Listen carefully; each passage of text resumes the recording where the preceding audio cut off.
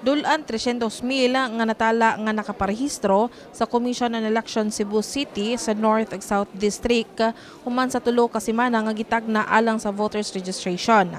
Ang maong pagpangrehistro, preparasyon alang sa sangguniang kabataan ug barangay elections.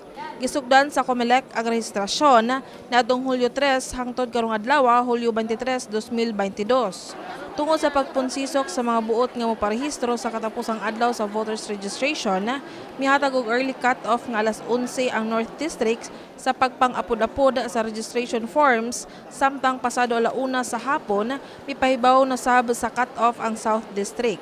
Gani sukad sa pagsugod sa rehistrasyon sa COMELEC, giangkon ni Cebu City North District COMELEC Supervisor Attorney Marcel Sarno nga walay dagkong problema silang naagian. Or mga problems sa pag-rehistro? Uso sa atong teaches pero panlagsaon ra nga to ang machine kay limited na like any other computers na wear and tear, but still we manage to activate sa uban namong mga machines para madaghan among marehistro. Ang ka-diferensya lang kay daghan yung mga applicants for registration nga murehistro on the last day sa registration, dili sa pagsugod sa rehistro.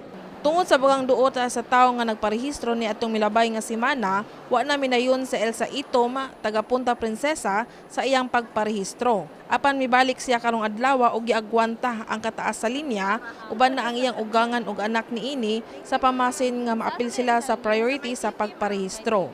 Kay work man sa good siya, nga mo na nga magdungan ming duha. Yaway magbantay sa iya baby. O mana karon Saturday ra pud mi naay lugar. Last Saturday is MC side mi nya daghan man puntaw. Wala na lang pud mi didto ni lahos din diri na lang pud mi. Samtang ang bag-o nga naminyo nga sila Glicerio Escuadro Jr. o Rosalinda Escuadro nga pulos mga person with disability mipadayag sab sa ilang kasinatian sa paglinya. Wala mi naglinya ma'am kay priority naman mi. So okay kayo ang ilang kuan ma'am. Ang walang ako ati. Nagpasalamat lang ko nga insakto gid ilang pag-assist namo. Mara gito ma'am. Smooth lang. Smooth lang. Okay ra kayo ma'am.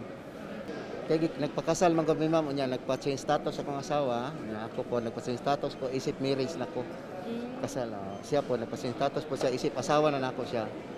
Mara na. Sila Escuadrong nagpa-change status human nga naminyo ni atong milabay nga tuig. Sa mga wala nakaparehistro, giklaro sa COMELEC dinhi sa Dakbayan nga igo lamang sila mag-agada sa kamanduan sa kauluhan, ilabi na sa hilisgutanan kung aduna pa bay extension o wala sa pagparehistro. Kini si Sherzami Uy alang sa My TV Cebu.